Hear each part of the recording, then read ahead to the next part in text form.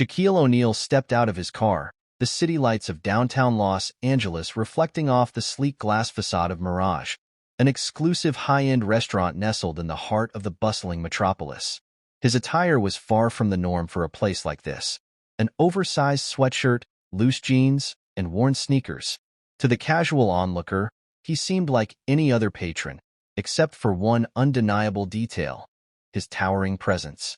Despite his casual outfit, Shaq exuded a quiet confidence, one that didn't require a suit to command attention. Inside Mirage, the atmosphere was a blend of elegance and sophistication. Velvet booths lined the walls, soft jazz flowed from a pianist seated at the corner, and the ambient lighting bathed the room in a warm glow. Waiters, dressed in crisp black and white uniforms, moved with practiced precision, serving patrons who were draped in designer outfits, their hushed conversations adding to the air of exclusivity. As Shaq entered the reception area, his eyes met Jason's, the tall, impeccably groomed waiter manning the front desk. Jason's training dictated that every guest be welcomed with politeness, but his expression betrayed a flicker of judgment as his gaze swept over Shaq's relaxed ensemble. Jason, a man who prided himself on maintaining the restaurant's high standards, couldn't mask the disdain that crept into his smirk. "Good evening," Jason began, his tone polite yet edged with subtle condescension. "Welcome to Mirage. How may I assist you?" Shaq returned the greeting with a warm smile. "Just looking for a table for one tonight." Jason's eyes flicked over Shaq's outfit again, his judgment now barely concealed. "We're quite full this evening," he said, his voice laced with skepticism.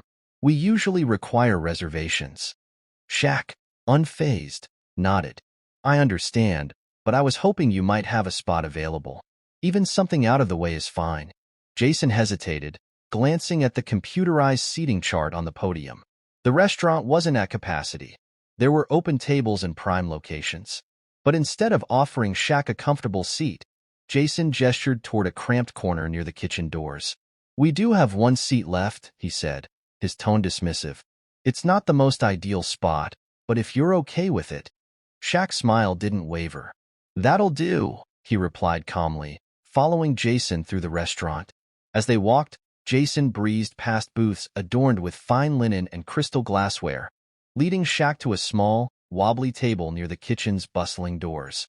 The constant clanging of pots and the hurried footsteps of waiters made it the least appealing spot in the restaurant. Jason dropped a menu onto the table with an audible thud, his disdain now barely masked.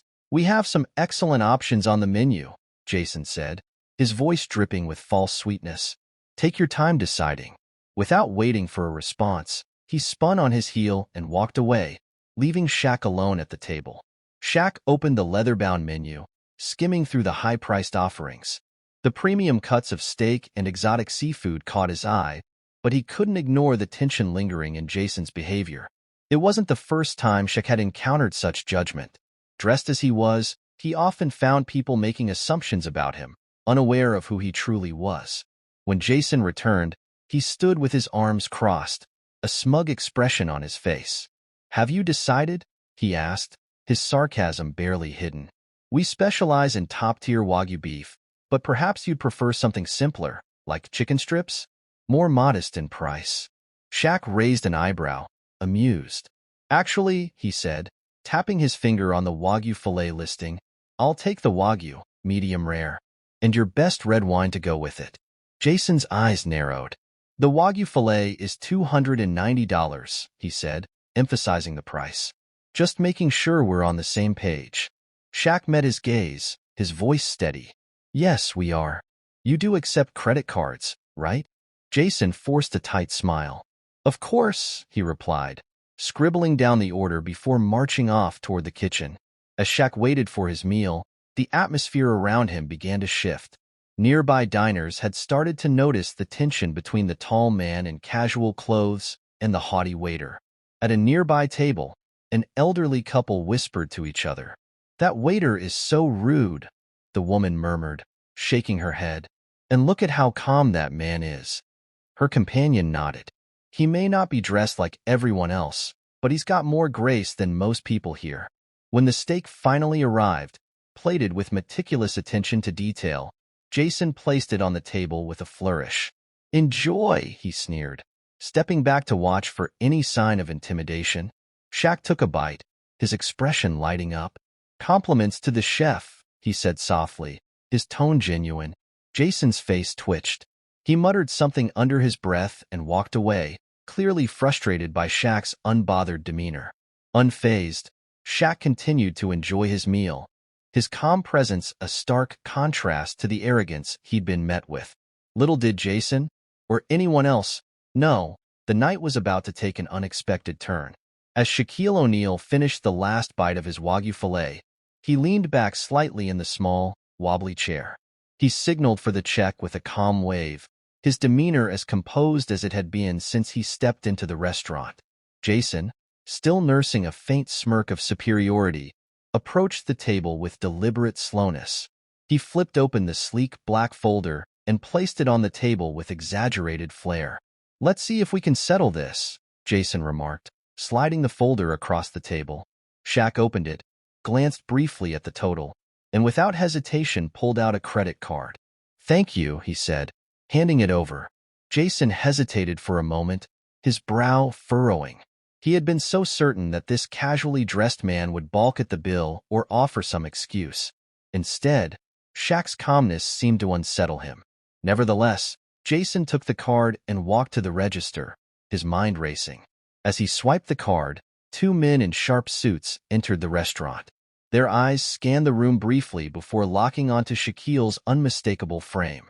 They approached with quiet confidence, navigating through the tables with an air of authority. Jason noticed them just as he was returning to Shaq's table, the credit card in hand. "Excuse me," one of the men said, addressing Jason directly. "You're Jason, correct?" Jason froze, caught off guard by the formal tone. Yes," he stammered. The man gave a polite yet firm nod. "Thank you. We're from the restaurant's executive board. Is everything all right here?" Jason's confusion deepened. "Of course. Everything's fine," he said quickly, glancing nervously at Shaquille, who was now standing. The two men turned their attention to Shaq, their expressions shifting into ones of respect. "Good to see you, sir," one of them said warmly. "Likewise," Shaq replied, his tone casual but tinged with authority. The restaurant fell silent as whispers rippled through the dining area. Patrons exchanged curious glances, trying to piece together what was happening. Jason's face went pale, his mind racing to connect the dots. "Wait," Jason said, his voice barely above a whisper. "Sir?"